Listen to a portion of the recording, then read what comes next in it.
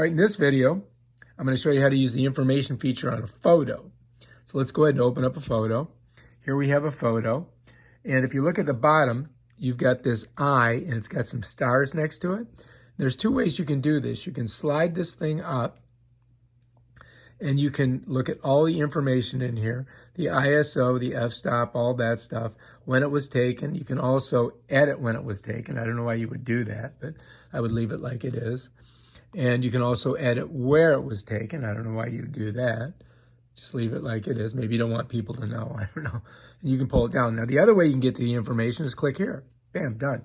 Now, if you want to add a caption in there, you could just touch that, and then you could write, like, let's see, Ida sunset. And then you're good, and then you just hit done. And bam, now you got a caption in there.